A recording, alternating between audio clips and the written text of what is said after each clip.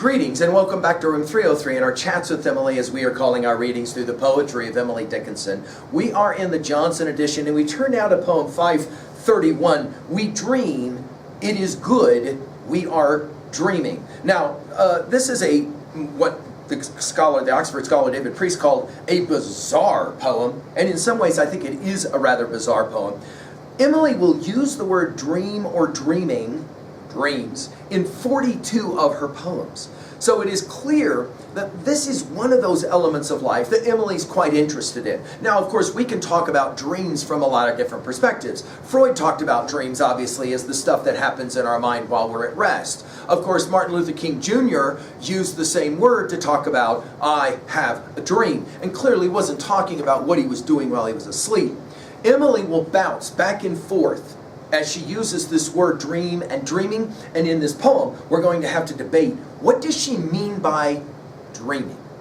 The other thing we'll point out really quickly is, who is the we and what is the it? The antecedents to her pronouns in this poem actually will matter quite a bit. Now, our assumptions are that you've been following our stuff at LearnStrong.net, down that left-hand side, Chats with Emily, our playlist. I'm hopeful that you've worked with our set of introductory comments. I'm also hopeful that you've already worked through our preceding 530 poems. We just finished with 530, You Cannot Put a Fire Out. Now, one scholar has called this a macabre game that she is playing here, and I think that the word play will come back in our reading of it. There is an argument that Emily learned much of her grammatical understandings and her use of grammar from her study of Shakespeare, who she loves so much. And in fact, maybe we'll even find some Hamlet here, although to be honest, in almost every Emily poem you can find some Hamlet. Let's enjoy the poem. We dream. It is good we are dreaming. It would hurt us were we awake, but since it is playing, kill us. And we are playing. Shriek. What harm? Men die externally. It is a truth of blood. But we are dying in drama. And drama is never dead. Cautious, we jar each other and either open the eyes, lest the phantasm prove the mistake and the livid surprise. Cool us to shafts of granite with just an age and name and perhaps a phrase in Egyptian. It's prudenter to dream. Now, what frustrates some readers of Emily's is that there's no periods. Why aren't there periods? Which would then allow for one thought to follow another thought. So even as and maybe some of you could feel this, as I'm even reading this poem, it's sometimes difficult to know when one of her thoughts ends and another thought begins, kind of like being in a dream. You get it? Kind of like being in a dream. So, is it true that Emily's poems at times has this like dream-like landscape? For sure, no doubt, no doubt. So as we play the game, we're going to have to ask some questions about what exactly is going on. As we said, 42 times Emily will reference dreaming. And in that regards, we're going to have to figure out, first of all, we'll assume it's humans that she's talking about, right? But then the idea of the it. Now, when we get to poem 1712, we'll come back to our study here in regards to dreaming. She says it this way: a pit, but heaven over it, and heaven beside and heaven abroad, and yet a pit with heaven over it. To stir would be to slip, to look would be to drop, to dream, to sap the prop that holds my chances up. Ah, pit with heaven over it. The depth is all my thought. I dare not ask my feet. 'Twould start us where we sit so straight you'd scarce suspect it was a pit with fathoms under it. Its circuit just the same. Seed, summer, tomb. Whose doom to whom? It's a brilliant poem. We'll come back to our study of 531 to inform our study of that. Now, we dream, and then she starts using the pronoun it. And it isn't always clear, again, the antecedent. By the way, she'll play a similar game grammatically with her antecedents and her pronouns back in 359. You'll maybe remember that one. It is good, she says, that we are dreaming. And then, wait. We dream, but we are dreaming. Which seems to suggest we're kind of in a dream right now. Maybe we'll remind ourselves of Conrad's Heart of Darkness and that famous line, we live as we dream alone. And to that degree, notice she says, we are dreaming, and it's a good thing. It would hurt us. Now, what is the it? It what? Are we talking about death? Are we talking about being awake? It would hurt us were we awake. We can't read a line like this and not think of course, Thoreau's classic line from Walden. We must learn to reawaken and keep ourselves awake, not by mechanical aids, but what by an infinite expectation of the dawn that does not forsake us in our soundest hours. But notice, it's the inverse of what Thoreau argues in that line from Walden. It's good to be awake. Hello, it's time to wake up. Morally, it's time to wake up. She says, I'm not so sure. In fact, being awake, that's kind of bad. But since it is playing, kill us, and we are playing, shriek. By the way, you'll remember playing from 467. Do you guys remember when we did this one? We do not play on graves because there isn't room. Besides, it isn't even. It slants and people come and put a flower on it, hang their faces. So we're fearing that their hearts will drop and crush our pretty play. And so we move as far as enemies away, just looking round to see how far it is occasionally. You'll remember when we did that poem, our study of that poem, we commented on Emily's use of the word play here. Notice, it's playing, kill us, and we are playing, shriek. We'll see shriek at we will remember shriek from 426.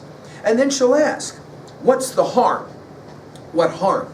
Men die externally, as opposed to what? Die internally? So now all of a sudden she seems to be setting up some kind of contrast here between the two different ways to think about your existence. One is your existence in real time, and then there's this other kind of internal thing that's always going on. Can we call it maybe a battle of a kind, or a game? Ah, there it is, right? A game of a kind. What harm? Men die externally. It is a truth. Again, what's the it? What's the antecedent pronoun it? Are we talking God? Are we talking the truth? It is a truth of blood. In other words, our life is, we're this physical being, no doubt, right? But we are dying in drama. Now, is drama here the internal play? In other words, all of a sudden, it's almost like she's using the word dream to talk about the mental thing that's going on right now in your mind as you hear my words spoken. There's this whole other world that's at play intellectually. Is that what she's talking about when she says drama? By the way, her use of the word drama is fascinating. We'll see it again in 658, we'll see it in 664, 741, 1349, 1482, and we'll see it one last time in 1501. She likes this word. Of course, I can't help but think about this line and think about Walt Whitman's O Neo Life. You'll remember the question of these reoccurring. The powerful play goes on, you'll remember he says at the end of that poem, and we can contribute a verse, is his optimistic view of the drama of life. We've given full lectures on that and all of the poems of Lisa Grass at Talks with Walt at LearnStrong.net. We're dying in drama, and drama is never dead. Now, of course, that's the greatest, 7th grade line of all time, drama, drama, drama. But I think that the point she's making here is the same point that Sir Walter Raleigh makes in his What is Our Life? A Play of Passion, our mirth of music of division, our mother's wombs the tiring houses be, where we're dressed for this short comedy. He goes on to say, thus we die in earnest, that's no jest. It's serious business. Are we talking about the afterlife? And the fact that you live as kind of in a dream, and then you die. And then there's this strange continual drama that happens after life. She says, cautious, as in be careful. Notice she goes from what harm to cautious. We jar each other. And again, who is the we? Are we talking now about each other? Or are we talking about Emily and death and the concept of death? Or Emily and her dreaming? What is the antecedent to the we that she's referencing?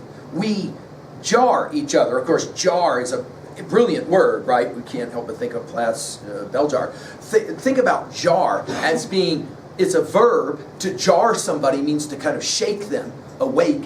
But jar can also mean a receptacle where you put stuff inside of it.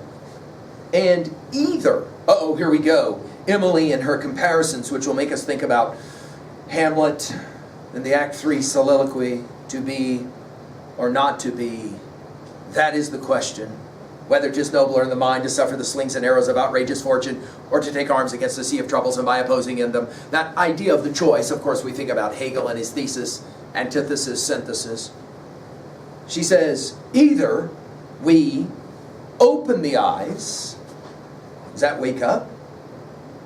And in other words, stop dreaming, lest the phantasm prove the mistake and the livid surprise. What would it be like to all of a sudden wake up? Would we be shocked by what we would find? Certainly Plato argues in Republic, that's exactly what happens as one leaves the darkness of the cave into the light of the sun.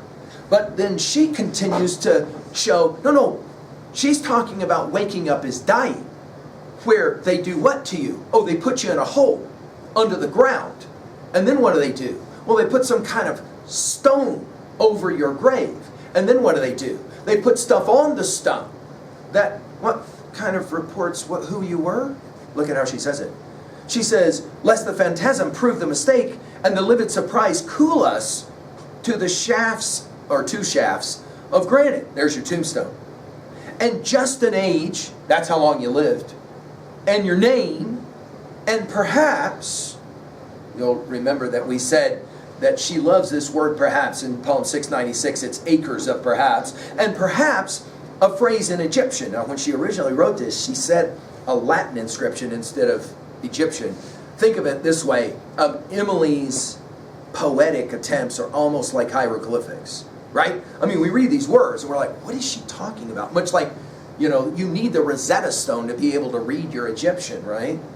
And perhaps a phrase in Egyptian, and then she says it finally. It's prudenter to dream. Prudenter only gets used one other time in poem 734.